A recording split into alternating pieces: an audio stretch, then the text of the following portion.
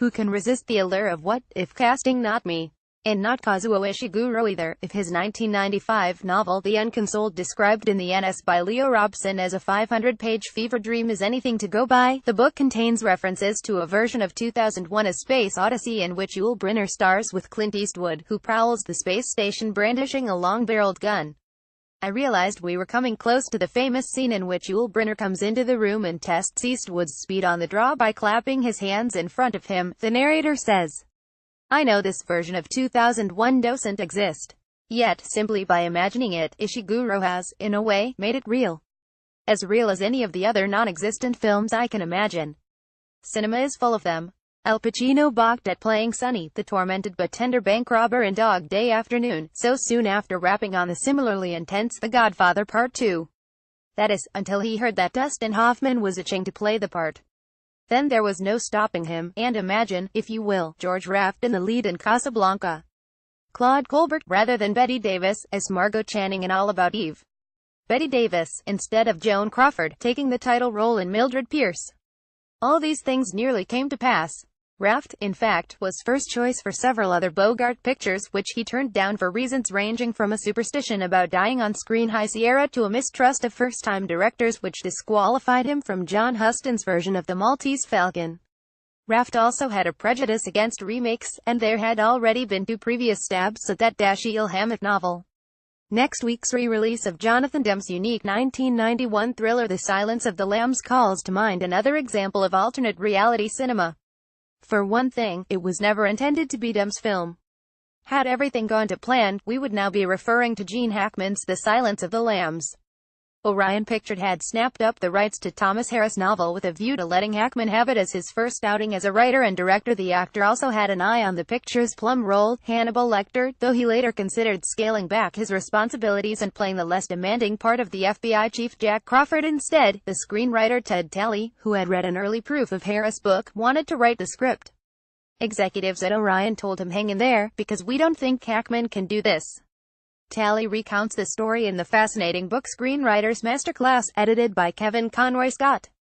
Their predictions proved to be true when they contacted Talley 3 weeks later, informing him that Hackman was up to page 30 of the screenplay and only on page 30 of the book, so that's not going to work out. Talley toiled for a while on the screenplay while Hackman was still attached. The actor brainstormed ideas for possible Lecters. He did say, maybe Bobby will play Lecter, but I didn't have the nerve to ask Bobby who. Bobby Duvall, Bobby Redford, Bobby De Niro. He just assumed that I would know who Bobby was. My money's on Duvall. Anyone who has seen him at his most unnerving in The Apostle and The Gingerbread Man, both made post-silence, would surely bet the same way. Rumor has it that we have Hackman's daughter to thank for his decision to bail on the project. She is said to have read the novel, called him and declared, Daddy, you're not making this movie. Demm told Deadline last year, God bless Gene Hackman's daughter, if that's true, and that's what I've always heard.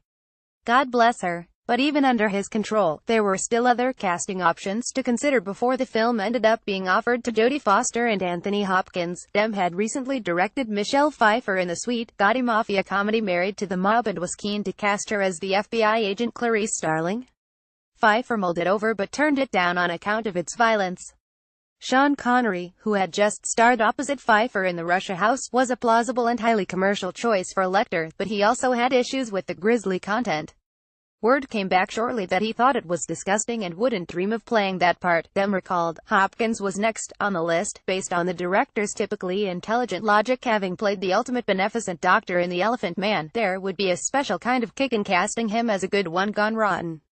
One masterful film and 5 Oscars later, including one apiece for Demm, Foster, Hopkins and Talley in This Unborn Lambs, this unspoken silence, is nothing more than a curious footnote.